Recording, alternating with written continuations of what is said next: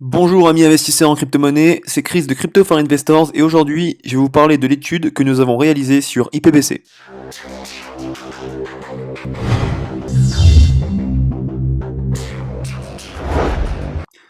Alors rapidement avec vous, je vais parcourir le dossier que nous avons réalisé sur l'étude du projet IPBC qui pourrait être le YouTube de la blockchain de demain.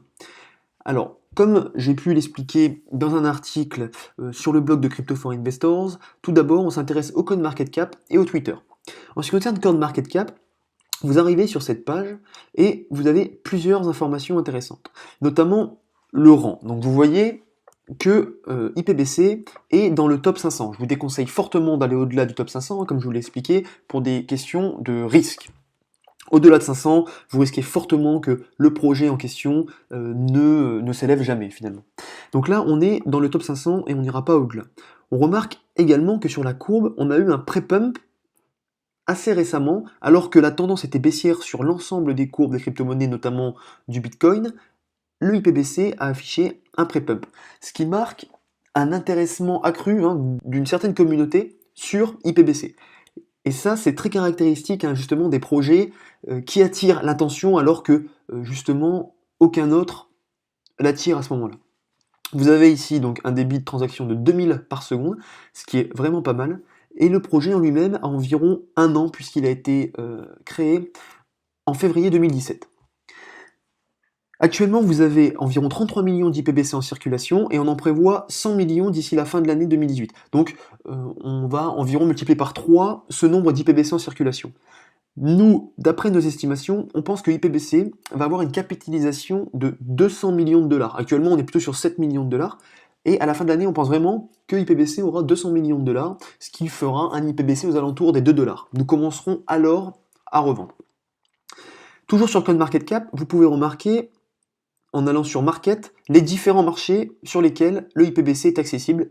Voilà, donc vous pouvez investir dans IPBC via Lifecoin ou Crex24. Ensuite, on vous a mis ici le lien de leur Twitter. Ce lien vous permet de suivre le projet IPBC et d'avoir accès à différents documents très intéressants, notamment le white paper, je répète, qui est vraiment le papier fondamental qui explique globalement le projet en question. Rapidement sur la roadmap. La prochaine grande étape, qui risque également de faire augmenter les cours d'IPBC, c'est que l'équipe IPBC travaille actuellement sur un projet permettant de transférer directement votre contenu mis en ligne sur YouTube vers votre plateforme IPBC. On aura une passerelle directement qui sera opérationnelle entre YouTube et IPBC en un clic. Ils vont également améliorer donc le protocole de minage avec une politique plus rigoureuse. Ils vont aussi améliorer et faciliter justement l'emploi d'iOS, de Linux et d'Android, certaines fonctions. Et IPBC va aussi se développer dans plusieurs langues, ce qui, bien sûr, va augmenter son rayonnement. L'intégralité des prestations développées par IPBC seront directement finançables avec vos IPBC. Lorsque vous vous intéressez à un projet, il est très important de s'intéresser à l'équipe qui constitue ce projet. Alors, la composition, actuellement, on a 22 personnes, 4 personnes supplémentaires sont en cours de recrutement, et IPBC a déjà les budgets pour en recruter 6 nouvelles, ce qui nous fera environ une équipe de 32 personnes. Parmi les réussites dans le background de l'équipe, on a notamment un logiciel qui avait bien marché, qui s'appelle DevCups, et qui est plutôt dans la partie droit industriel du domaine du développement des entreprises. Donc voilà, on a une équipe relativement nombreuse qui a un certain passé assez solide, donc c'est toujours rassurant. Ici, je vous ai mis les différents cadres de l'équipe. Coup de projecteur sur Albert Maram, qui lui est le Chief Executive Officer, donc celui qui est à la tête du projet. Je vous ai mis en lien une vidéo YouTube, une interview, qui vous permet un peu de cerner le personnage. Globalement, l'équipe est très ouverte, très dynamique dans la communication, et voilà, elle répond assez facilement aux questions et aux interviews qui lui sont posées. Je vous ai également mis 2 liens LinkedIn. Alors, parlons un peu plus de la technologie IPBC. Quelle est la technologie utilisée? Globalement, vous avez 2 technologies. Elle utilise donc la blockchain dans la sécurisation des données qui sont décentralisées. Plus particulièrement, le stockage des données est décentralisé via P2P Network, donc c'est le IPFS protocole. Vous pouvez vous renseigner hein, sur Internet sur ce protocole, mais c'est un protocole justement qui permet de stocker les données de manière décentralisée. Donc ça, c'est la première partie. Et ensuite, elle est contrôlée et sécurisée par la technologie Cryptonote. La technologie Cryptonote est basée sur l'anonymat et la sécurité. Elle contrôle et régule le minage essentiel pour le fonctionnement de la plateforme IPBC. Pour information, la crypto-monnaie Electronome, qui est assez connue hein, puisqu'elle est 75e au rang des crypto-monnaies, Electronome qui a développé la première application mobile de minage, justement utilise également cette technologie Cryptonote. Pour plus d'informations, vous pouvez cliquer sur le lien que je vous ai mis à côté. Alors maintenant, parlons rapidement de la plateforme IPBC. C'est l'une des rares, justement, dans le domaine déjà opérationnel. Vous avez plein de projets dans les crypto-monnaies, mais très peu sont déjà opérationnels. IPBC est déjà à mi-chemin. Vous avez déjà accès à la plateforme, je vous ai mis le lien dans les sources en bas de l'étude, et vous pouvez constater par vous-même que IPBC était opérationnel, vous pouvez déjà visionner du contenu vidéo, etc. Donc là, vous avez différentes catégories dans lesquelles il est déjà opérationnel. Alors, lorsque vous vous intéressez à un projet, il est important de savoir s'il est le seul dans le domaine, et s'il ne l'est pas, quelle est la plus-value que ce dernier apporte. L'utilisation de la blockchain dans le contenu vidéo n'est pas nouveau. Les concurrents actuels dans le domaine sont, vous avez plusieurs concurrents comme Steam, Flixo, LBC, Viului et Cinerio. Alors, je vous ai pas fait l'étude, au début je m'étais lancé dans l'étude complète de ces différentes cryptos, mais ça revient à prendre beaucoup trop de temps. Vous pouvez aller voir par vous-même, vous renseigner sur ces différentes crypto-monnaies, sur ces différents projets, mais ce qu'il faut retenir, c'est que globalement, IPBC est le seul à apporter une vraie plus-value, justement, donc certes dans la sécurisation, dans la décentralisation, mais également dans la redistribution des richesses générées. C'est vraiment ça le point fort d'IPBC. Si je vous la fais assez rapidement, vous avez la communauté IPBC. Par communauté, je veux dire ceux qui regardent et les auteurs de contenu.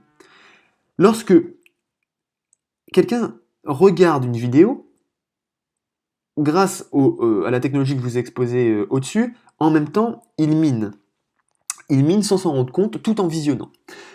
Les IPBC générés par le minage sont ensuite redistribués. 90% sont reversés à la communauté IPBC, redivisés entre l'auteur du contenu visionné et celui qui a visionné. Et seulement 10% vont dans les poches d'IPBC, globalement. Donc ça, c'est vraiment révolutionnaire. À titre comparatif, si on regarde pour YouTube, globalement, ça vous a pas échappé, lorsque vous regardez un contenu sur YouTube, vous ne gagnez rien. Uniquement l'auteur du contenu et YouTube gagnent de l'argent. Et plus de 50% de l'argent généré est redistribué à la plateforme YouTube. Et moins de 50% est reversé à l'auteur du contenu. Donc voilà globalement en quoi IPBC est révolutionnaire. Je vous ai fait rapidement les points forts d'IPBC. C'est la seule plateforme de contenu vidéo qui permet de miner juste en regardant une vidéo sur la plateforme. Le minage personnel est également possible pour générer des IPBC coins. Il sera bientôt même possible de miner de son smartphone grâce à la technologie Cryptonote qu'Electronome utilise. De plus, la monétisation de ce site est possible avec une politique de redistribution jamais vue. C'est un projet très ambitieux, il y a énormément de travail, mais comme je vous ai dit, il est déjà à mi-chemin puisqu'il est à moitié déjà opérationnel. Enfin, IPBC n'a pas effectué d'ICO ou de préminage, ce qui lui permet en fait d'être très peu influençable. Alors, je vais revenir sur le fait qu'il n'a pas fait d'ICO, ça peut être aussi vu comme un risque. Lorsque vous avez regardé le white paper et tous ces papiers entre guillemets pro-projet, il est important de se renseigner sur justement les sources contradictoires, les critiques envers le projet. Alors là ici, je vais vous en exposer quelques-unes. Alors paradoxalement, comme je vous disais précédemment, le fait de ne pas avoir fait d'ICO occasionne un manque de capital pour effectuer un marketing suffisant afin de rayonner à l'échelle internationale. Cela peut être handicapant du fait que nous sommes dans un contexte de course au projet. Par exemple, un projet similaire pourrait voir le jour et s'imposer devant IPBC par l'intermédiaire d'un ICO qui lui permettrait de lever suffisamment de fonds. Alors, effectivement, le fait de ne pas avoir fait d'ICO, c'est bien, puisque, entre guillemets, IPBC ne doit pas rendre des comptes, ils ont les mains libres, ils sont très peu influençables, etc.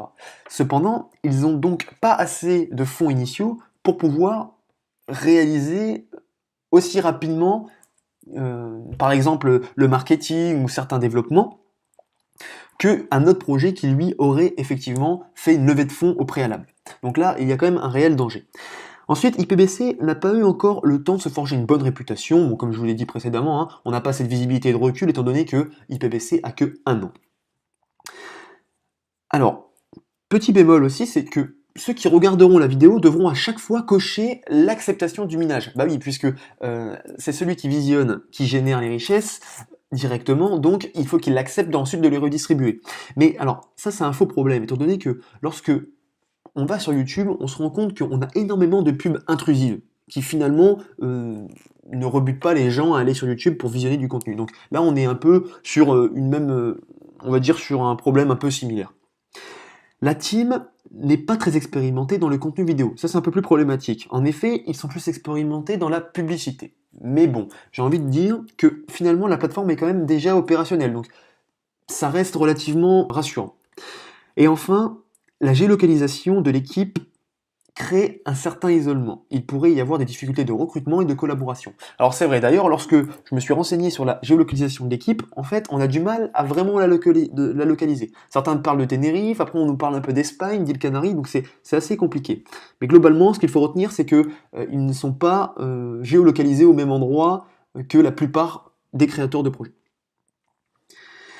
Et enfin, dernier point, mais ça c'est propre à toutes les crypto-monnaies, le rapport entre la valeur de la crypto-monnaie et la valeur en énergie du minage, un de ces deux paramètres, est très difficile à quantifier, d'autant plus que ces deux paramètres varient sans cesse. Le cours de la crypto-monnaie varie et le cours de l'énergie également.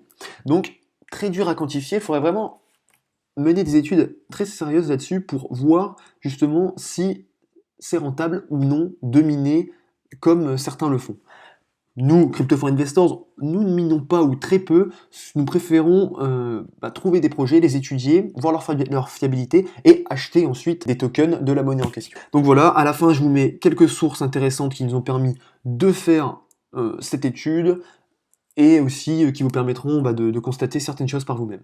Voilà, j'espère vraiment que cette étude vous aidera et je vous souhaite une bonne journée.